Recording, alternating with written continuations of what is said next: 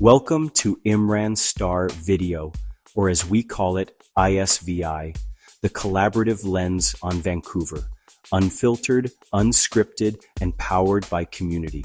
We're not just a voice behind the mic. We're a collective of creators, thinkers, storytellers, and city lovers coming together to spotlight the people, places, and energy that make Vancouver what it is. From coast mountain skylines to neon-lit backstreets, we're covering everything from downtown buzz to the untold stories shaping our scene. You'll find us exclusively on YouTube. No algorithms, no filters, just real talk. For behind the scenes, updates, and chaotic brilliance in real time, follow us on TikTok and Instagram. So hit subscribe, drop a comment, and help us grow from 100 to 10,000 and beyond. Because this isn't just our platform, it's yours too. Foxo. Once upon a time, Vancouver's buildings were about as colorful as its weather, which is to say 50 shades of gray and not the fun kind. Between the rain, the concrete, and the oddly aggressive condo design, the city was starting to look less like a West Coast art haven and more like the backdrop of a dystopian Netflix pilot. Enter the Vancouver Mural Festival, VMF. Stage left, spray cans loaded, mission ready, and absolutely done with beige. Started in 2016 by a group of art lovers, urban optimists, and probably at least one person who had just had enough, VMF set out to answer one very important question. What if we made the walls hot, but like emotionally, artistically, culturally? And thus began a citywide glow-up that would turn Vancouver from Raincouver into a full-blown open-air gallery where every alley has attitude and every block has a story. The idea was simple but radical. Public art that doesn't sit behind velvet ropes, doesn't require a museum pass, and doesn't expect you to know what postmodern abstraction means. VMF was here to bring murals to the people. Big, bold, unapologetic murals that celebrated culture, identity, and vibes. And Vancouver was ready. Tired of sterile sidewalks and Instagram feeds full of moody mountain shots, the city embraced VMF like a fresh pack of Crayolas in a beige office. Artists flooded the streets, paint buckets in hand, creating everything from towering portraits to trippy dreamscapes to visual love letters to entire neighborhoods. But VMF wasn't just a paint party for aesthetic's sake, it had purpose.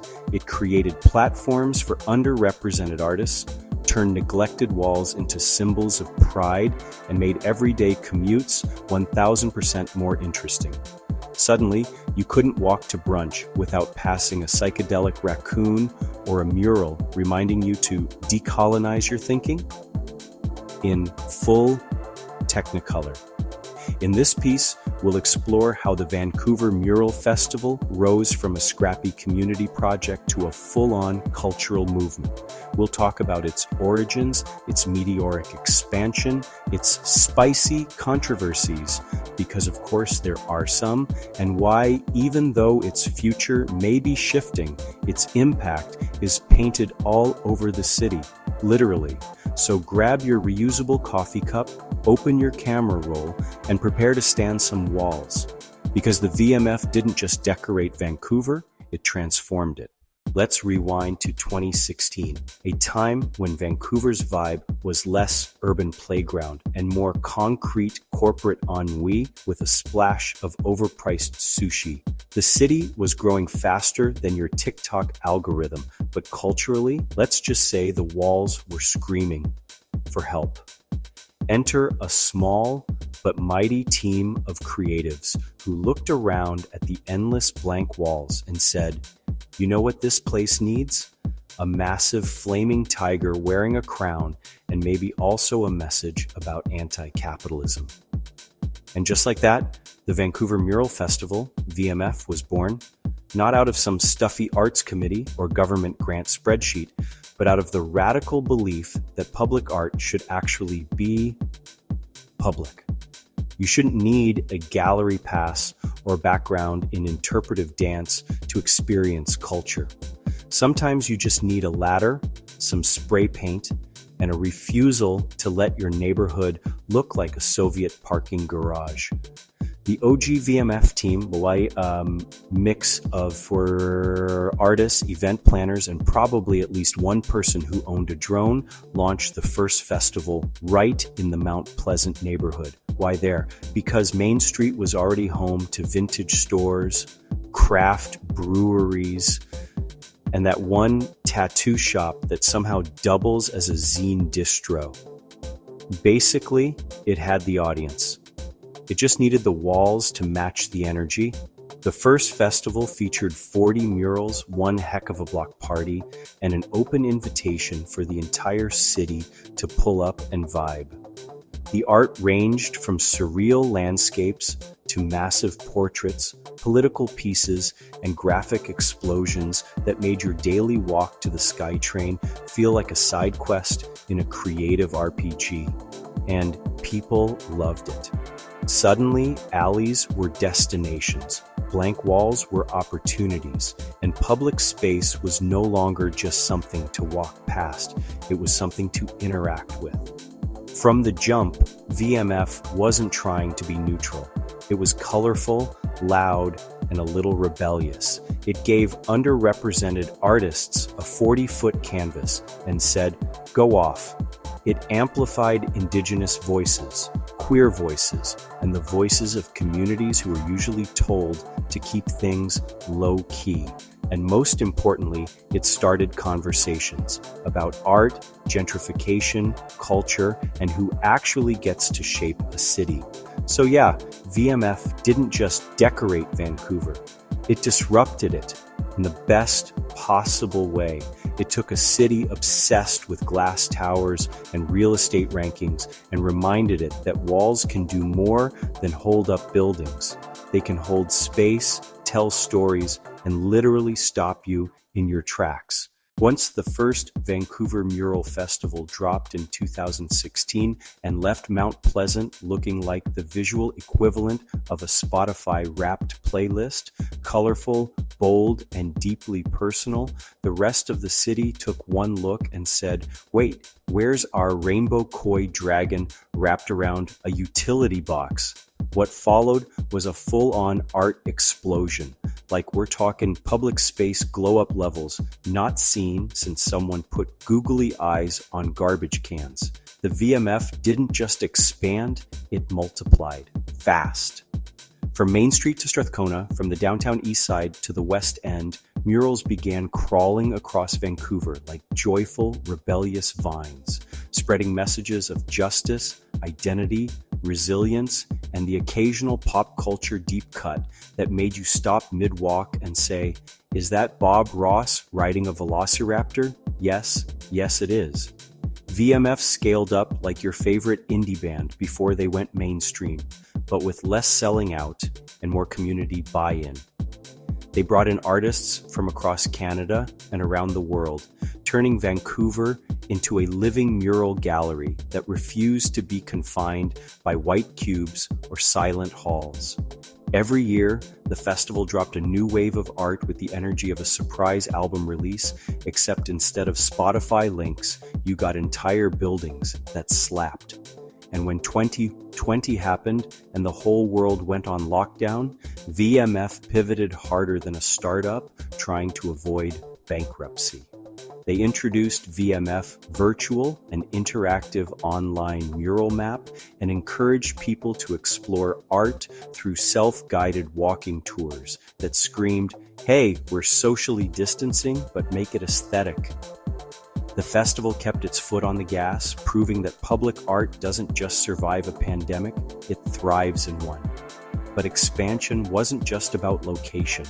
VMF started commissioning year-round murals, offering paid opportunities for emerging artists, hosting workshops, and throwing the kind of all-ages block parties that made you forget how expensive this city is, for a few hours, at least. They weren't just painting walls, they were building networks, careers, and literal cultural infrastructure.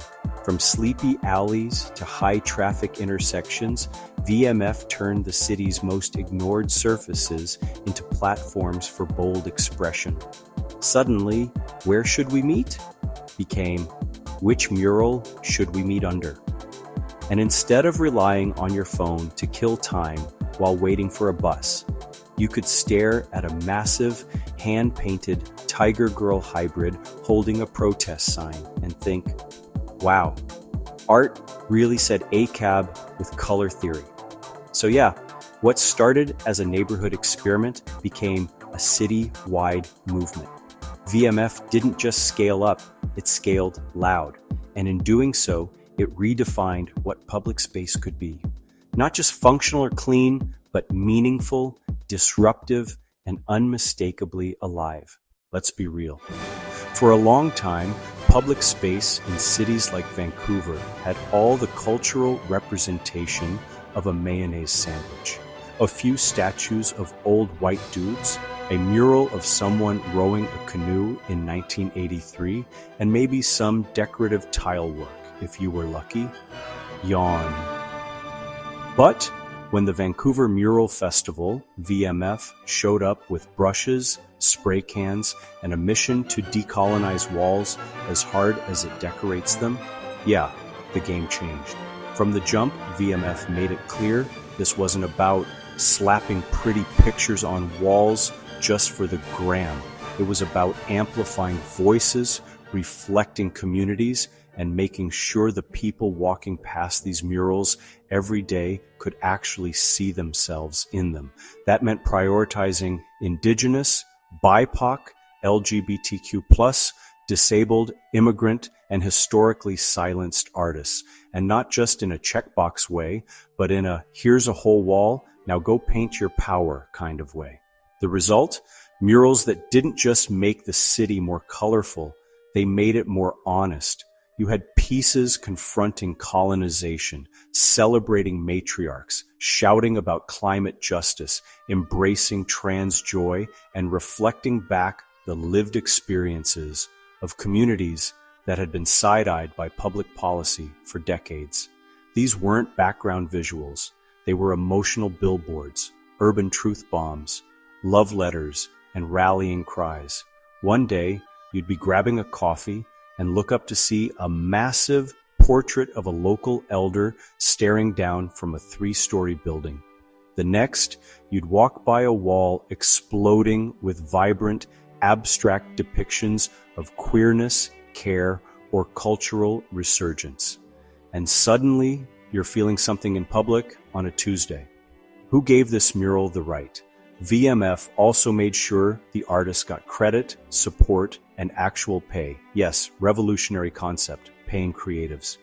These weren't anonymous pieces left to fade in the rain. They were part of a curated, credited ecosystem that gave artists recognition, resources, and runway.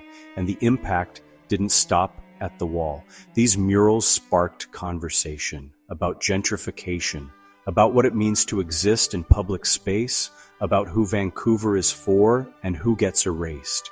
In a city often criticized for being cold, quiet, or emotionally unavailable unless drunk at a Canucks game, these murals brought some much-needed soul and vulnerability. In short, VMF gave the mic to the people and then made it 20 feet tall, painted it neon, and placed it directly in the middle of your commute. And that's exactly why it hit so hard, because representation doesn't just belong in textbooks or think pieces, it belongs on the streets, in your face, woven into the visual fabric of your city. And thanks to VMF, Vancouver's walls finally started to speak in languages, stories, and styles that reflect the people who actually live here. Now, before we crown the Vancouver Mural Festival as the Beyoncé of urban revitalization, let's talk about the tea behind the paint. Because even the most vibrant wall art isn't immune to Vancouver's favorite pastimes: real estate drama, performative progress, and awkwardly skating around systemic issues with a soy latte in hand. Here's the hard truth. Not everyone saw murals and thought, yay, culture. Some saw them and thought, ah, yes, stage one of gentrification has arrived. And honestly, they're not wrong. Murals have this weird, double-edged power. They beautify a space, bring in foot traffic, and boost community pride. But they also boost rent prices faster than a TikTok trend boosts a Stanley Cup. It's the urban equivalent of, we loved your raw authenticity so much that we brought in a craft brewery and tripled your lease. Thanks, I guess. Critics pointed out that some VMF murals ended up in areas where residents were already being priced out, displaced, or pushed into invisibility by revitalization efforts. And while the festival's heart was often in the right place, the reality is that even the prettiest paint job can't cover up a city's affordability crisis. In some cases, people felt that murals were being used as cultural smokescreens, a bit of rainbow-washed distraction while developers quietly flipped the block. Then there's the issue of who gets to paint what and where. There were some spicy debates about artist selection, land use, and whether putting a mural on stolen land without indigenous consent is actually public art or just another layer of colonially sanctioned gloss. Spoiler, it's complicated and not in the cute Instagram status way. Add to that the corporate sponsorship conundrum. Look, we get it, murals cost money and art doesn't pay for itself. But when public walls start featuring logos or brand-friendly messaging like Vibe Responsibly TM, things get a little cringe. There's a fine line between community celebration and branded content, and sometimes that line gets blurred faster than a mural during a rainstorm. And let's not forget, artists aren't vending machines. There were real conversations about fair pay, creative control, burnout, and what it means to be an artist in a city where exposure is offered more than actual money. Some creators called out tokenism, or being invited to contribute after the community was already in the process of being sanitized. You can't just slap a mural of a resistance icon on a condo and call it reconciliation. So yeah, VMF wasn't without its issues. But here's the thing. Those challenges didn't discredit the movement. They made it more real. Because public art should be messy, debated, questioned, and constantly held accountable. And to VMF's credit, many of these criticisms weren't ignored. They became part of the dialogue, part of the evolution. Because in a city that changes faster than your landlord's rent justification, it's not enough to paint over the cracks. You've got to name them, challenge them, and maybe turn them into a mural with teeth. At this point, if you're still thinking the Vancouver Mural Festival was just a one-and-done summer paint sesh with someone's cousin DJing off an iPhone in an alleyway, you clearly haven't been paying attention, because what started as a bold week of murals quickly turned into a full-blown urban culture movement, TM, minus the corporate cringe most of the time. VMF didn't just pop up once a year to make a few walls pretty and bounce. It evolved into a year-round, city-shaping juggernaut with the energy of a TED Talk, a block party, and a group art therapy session rolled into one. Yes, there were murals, but also workshops, live performances, panel discussions, guided art walks, pop-up galleries, and dance floors so vibey, they made your Spotify Discover Weekly feel underprepared. Let's talk about the block parties for a sec. If you've ever wondered what it's like to dance under a 6-story mural while someone's aunt is selling empanadas and a DJ spins house music from a bicycle-powered sound system, this was the place. These weren't your average local art scene events with lukewarm wine and polite clapping. These were full-sensory, community-charged celebrations with enough diversity, talent, and cultural flex to make you believe Vancouver actually has a personality. But VMF wasn't just about vibes, it was about access. The festival created platforms for emerging artists, paid artists, yes, paid, not in exposure or Instagram likes, but in actual currency, and made sure their art was out where people live, not locked in some gate-kept gallery only open from 10 to 4 on weekdays. And let's not sleep on the programming. Throughout the year, VMF hosted artist residencies, mentorship programs, speaker series, and creative collabs across disciplines, from muralists to musicians, sculptors to storytellers. The festival tapped into Vancouver's art scene like it was running on a giant rainbow-colored Wi-Fi signal and said, "Cool, now let's make it louder." Even during Panini times, aka the pandemic, VMF adapted like a queen. Socially distanced art tours? Check. QR code activated murals with audio narratives? Absolutely. Virtual panels discussing decolonization, art activism, and public space? On brand and on point. They took the pivot concept and turned it into a full-blown pirouette in Air Force Ones. By establishing art as both experience and infrastructure, VMF did what most institutions only pretend to do. It democratized culture. It let people engage with art between grocery runs and work shifts without needing to whisper in a gallery or pretend to understand brushstroke symbolism. It built trust with communities and challenged what legitimate art looks like. Spoiler, sometimes it's a giant pigeon holding a protest sign and it still slaps. So yeah, VMF wasn't just a festival. It was a whole cultural reboot.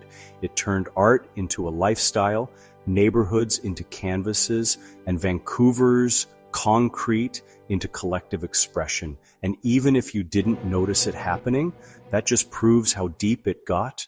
So, plot twist. In 2023, the Vancouver Mural Festival announced it would be stepping away from its massive annual public festival format.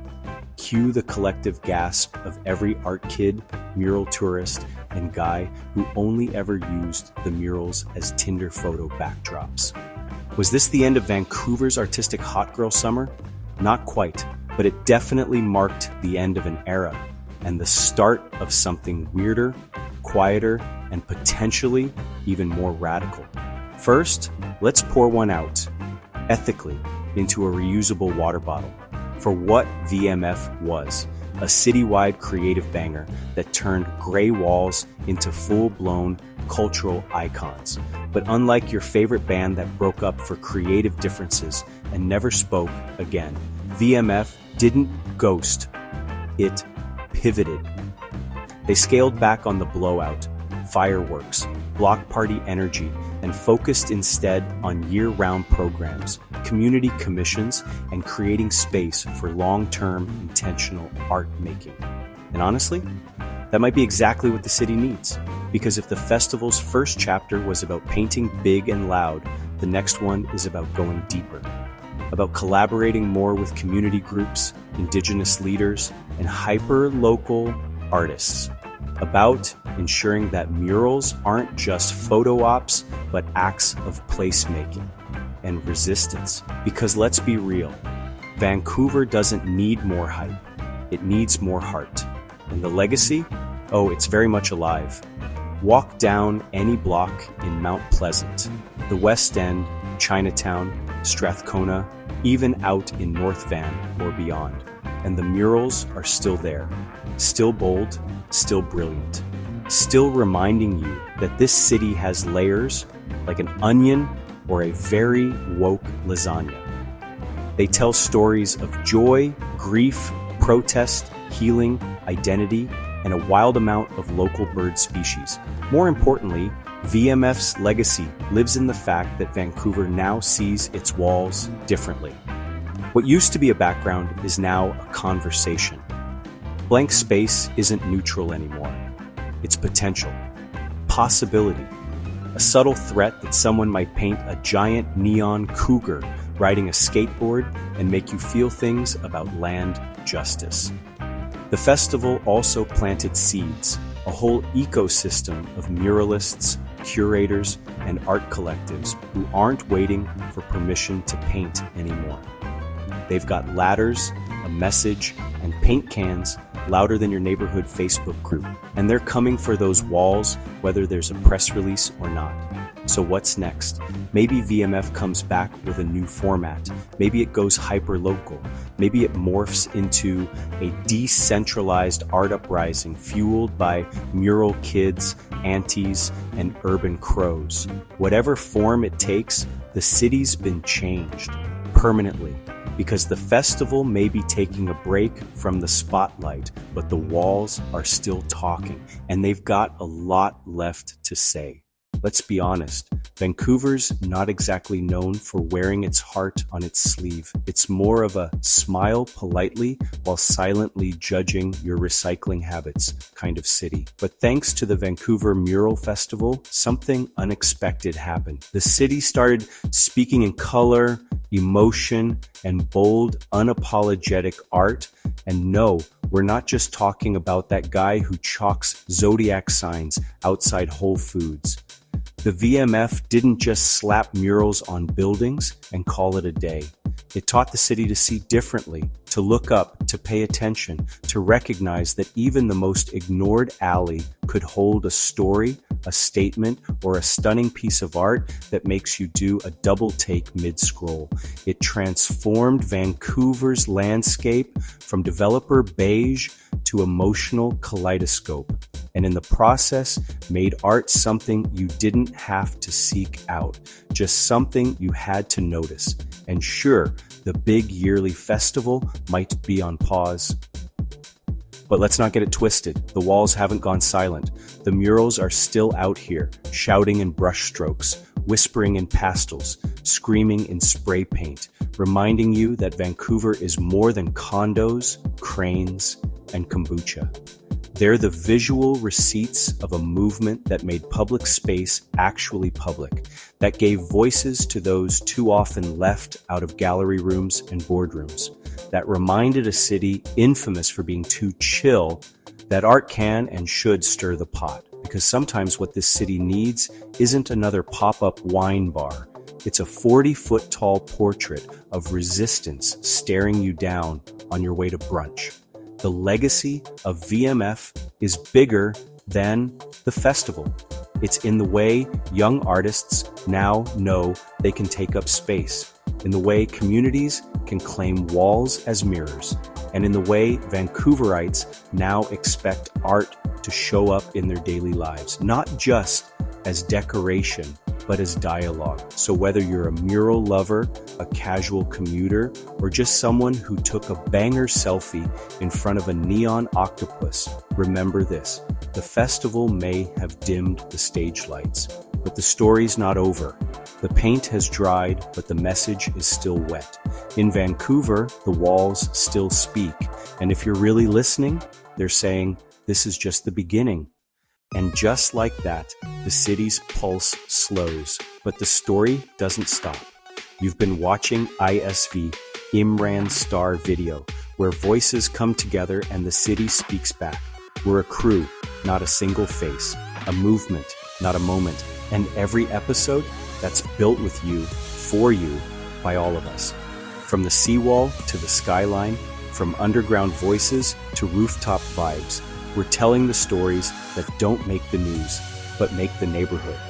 If this episode hit, pass it on, subscribe on YouTube, follow us on TikTok and Instagram. Drop a comment and tell us what your Vancouver sounds like.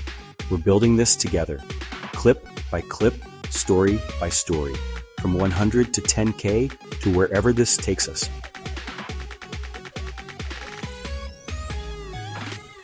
Fine, shock, sower, there, we get there. We all show up. So until the next drop, stay loud, stay collective, and stay in it. This is ISVi, signing off.